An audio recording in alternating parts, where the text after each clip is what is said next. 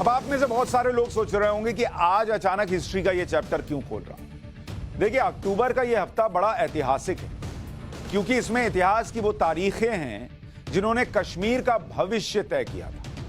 1947 26 अक्टूबर का दिन जम्मू कश्मीर का भारत में विलय हुआ था और 27 अक्टूबर को कश्मीर बचाने के लिए भारतीय सेना श्रीनगर पहुंची थी, जिसे इन्फेंट्री डे के तौर पर मनाया जाता है।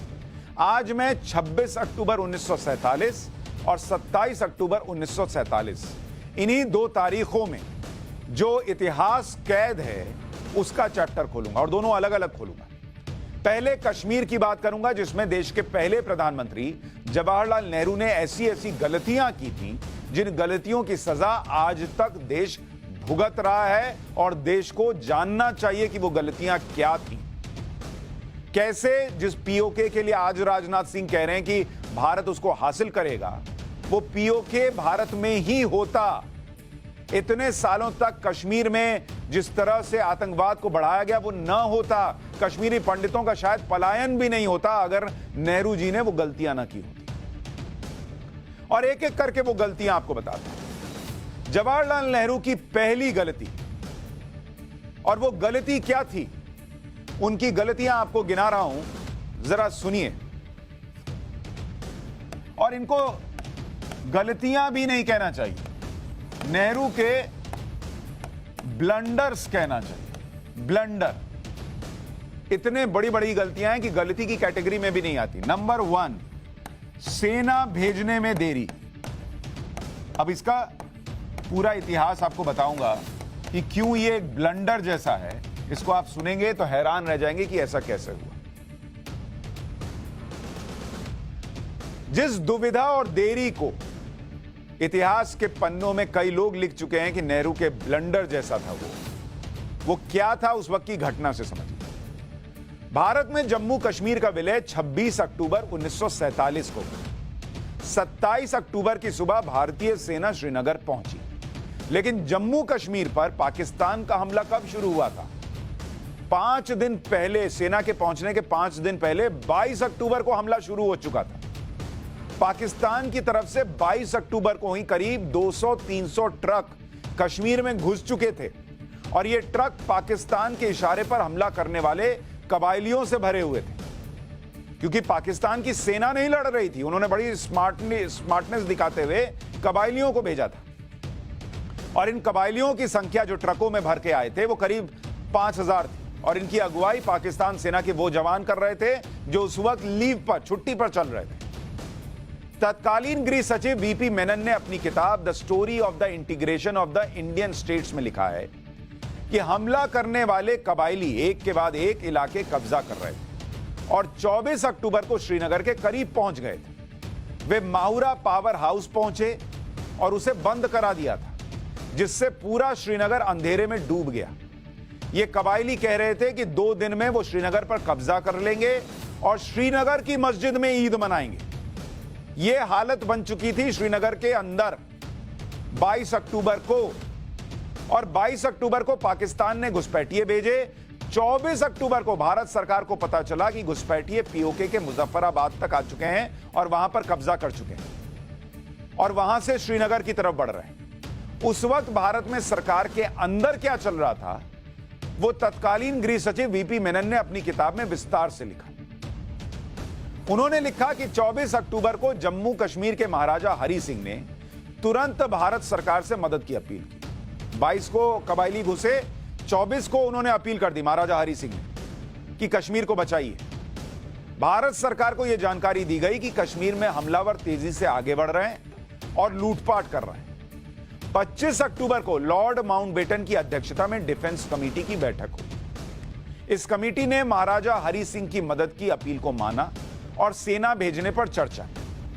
लॉर्ड माउंटबेटन ने इस बात पर जोर दिया कि भारतीय सेना तब तक एक्शन नहीं लेगी जब तक सरकार के पास पूरी जानकारी नहीं आ जाती। अरे भाई, क्या जानकारी आनी थी ये किसी को समझ में नहीं आता।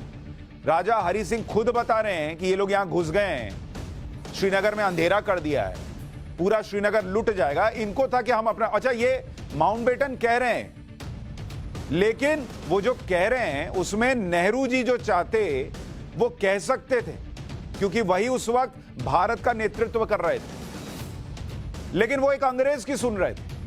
25 अक्टूबर को हालात की जानकारी लेने के लिए तत्कालीन गृह सचिव वीपी मेनन को कश्मीर भेजा गया। वीपी मेनन ने यह जानकारी दी कि हालत काफी खराब हो गया है।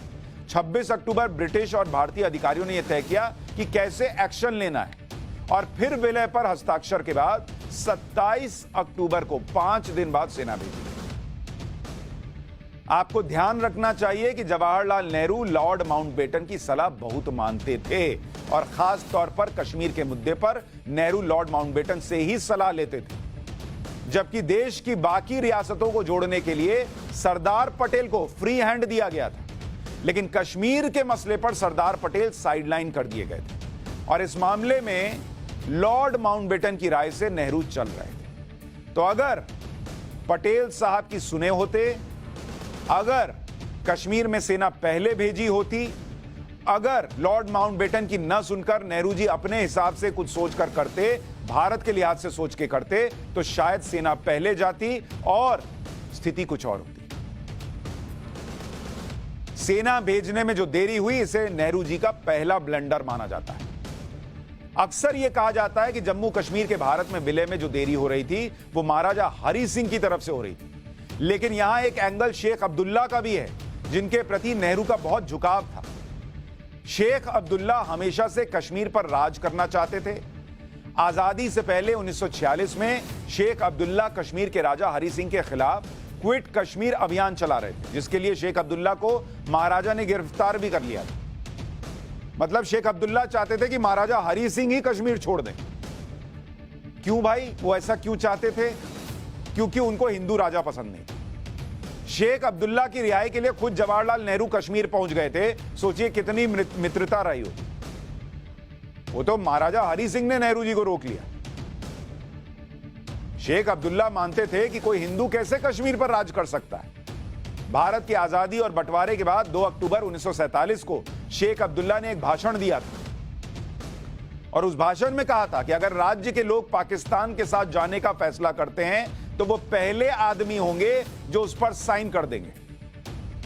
मतलब ये भाई साहब तैयार थे कि अगर वो चले जाना चाहेंगे पाकिस्तान के साथ, तो मैं साइन कर दूंगा। और नेहरू जी इनसे दोस्ती निभा रहे थे। इतना होने के बाद भी जवाहरलाल नेहरू का लगाव शेख अब्दुल्ला के प्रति बना रहा। 26 अक्टूबर 1947 को जम्मू कश्मीर के मुद्दे पर जवाहरलाल नेहरू के घर पर एक बैठक हुई।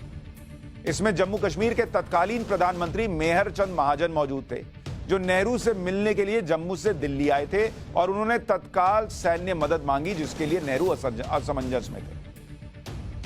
तब महाजन ने नेहरू से साफ साफ कह दिया था कि शेख अब्दुल्ला की नेशनल कॉन्फ्रेंस को जो शक्ति देनी है दीजिए बॉस, लेकिन श्रीनगर में इसी शाम सेना भेज दीजिए, नहीं तो मैं लाहौर चला जाऊंगा और जिन्ना से बातचीत करूंगा, क्योंकि श्रीनगर को बचाना जरूरी है। मेहर चंद महाजन ने इस बैठक के बारे में अपनी आत्मकथा में भी लिखा है कि शेख अब्दुल्ला, जो उस समय पीएम आवास में ही रह रहे थे, पीएम आवास में शेख अब्दुल्ला रह रहे थे, सुन रहे हैं, वो उनकी बातें भी सुन रहे हैं। नेहरू जी से बात चल रही है और वो सुन रहे हैं शेख अब्दुल्ला, और जब बातचीत में निर्णायक मोड़ आया तो अब्दुल्ला ने एक पेपर नेहरू जी के पास भिजवा दिया। नेहरू जी ने पेपर पढ़ा और कहा कि जो आपकी राय है वही शेख साहब की राय है। यानी जब मेहर चंद महाजन ने नेहरू से यह कहा कि शेख अब्दुल्ला की नेशनल कॉन्फ्रेंस को जो चाहिए ताकत वो दे दीजिए, यही बात शेख अब्दुल्ला ने पकड़ ली और नेहरू से कहा कि वो महाजन की राय मान लें।